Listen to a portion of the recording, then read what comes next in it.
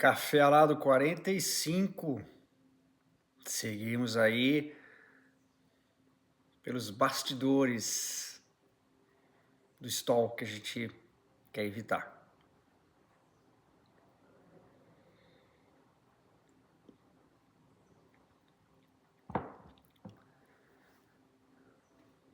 Quando mais o parapente fica vulnerável a estolar sem a gente querer.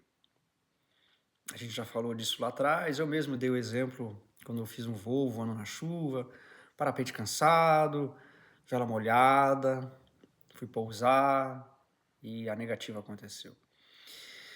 Quando a gente entende que quando o parapente molha, a água vai se distribuindo pelo parapente, isso muda o peso da aeronave. Parapente seco tem um peso, certo? Molhado tem outro. Encharcado, fica bem pesado. Além disso, a água lá em cima no parapente, ela tende a, eventualmente, ficar mais acumulada no bordo de fuga. E se isso acontece? Olha o peso lá em cima se concentrando na parte de trás do parapente. Você já sabe, né? Esse parapente, ele não vai mais funcionar de acordo com a homologação. Todo parapente, quando é homologado, gente, ele é homologado seco e o tecido pesando aquele peso. Peso do tecido influencia diretamente no comportamento de um parapente quando ele passa por processo de homologação. Velas que usam tecido mais leve têm comportamentos diferentes nas manobras do que velas que estão com tecido mais pesado. E, em princípio, tecidos mais leves homologam mais facilmente numa determinada categoria do que a mesma vela com tecido pesado.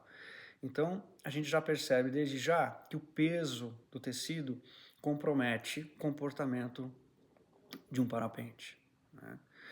Vela molhada, olha aí, ó, tá fácil de entender.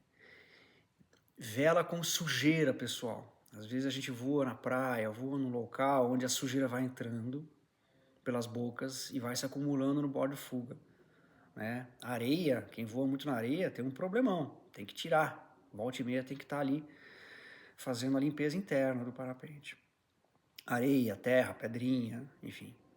São coisas que vão alterando o comportamento de um parapente no sentido de, principalmente, deixar aquela asa mais vulnerável a estolar.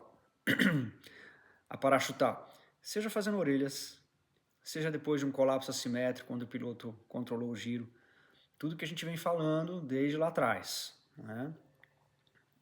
E mais uma vez é importante agora frisar a questão de alterar o peso da vela quando a gente resina. Olha aí de novo a resina vindo como um problema de peso, gente. Um parapente resinado, ele não é mais homologado. Mesmo que a trimagem esteja boa, mesmo que a porosidade esteja boa, você botou ali 1 quilo, 1,5 kg, 2 quilos de resina, aquele material lá em cima não tem mais o mesmo peso que tinha quando foi homologado. Estão percebendo, pessoal? Quando a gente está falando de peso do parapente ficar alterado por conta de resinagem, aquele parapente, ele não é mais homologado.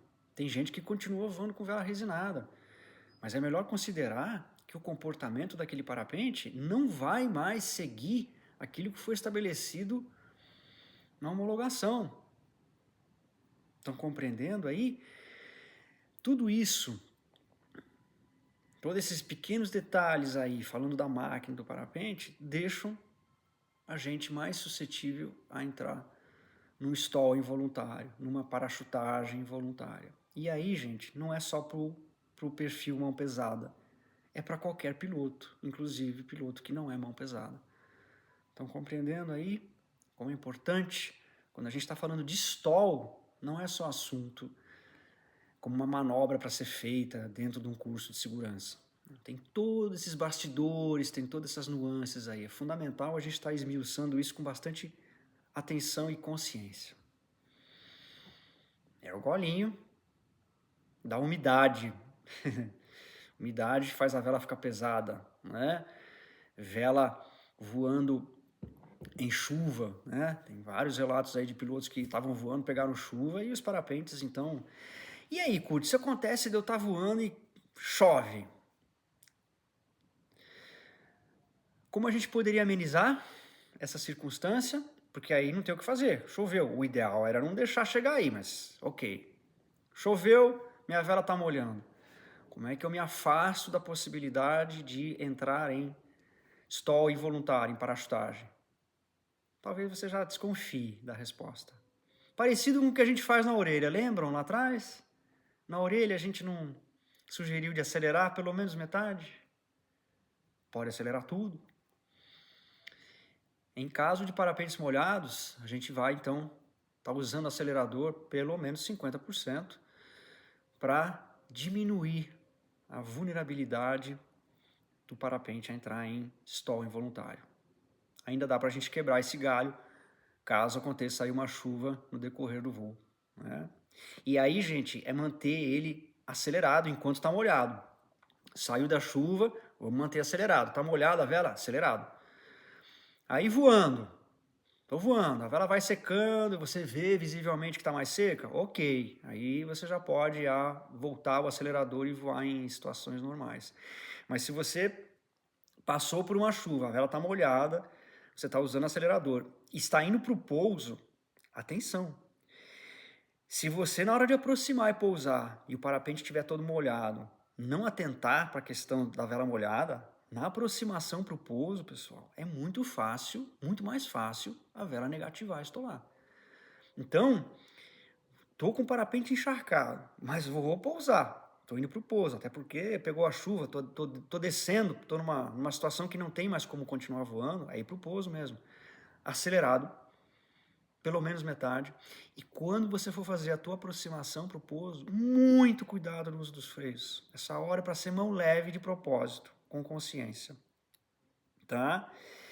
E cuidado, quando você se aproximar ali do chão, se tiver gradiente de vento, situação de vento, com um pouso e gradiente de vento, vela molhada, fica muito mais grave. Então, aí mais um ponto, evitar com parapentes molhados a qualquer custo, pousar em regiões que tem gradiente de vento.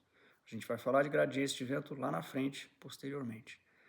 Mas olha como é importante entender a questão de vela pesada, nas questões de stall involuntário, né?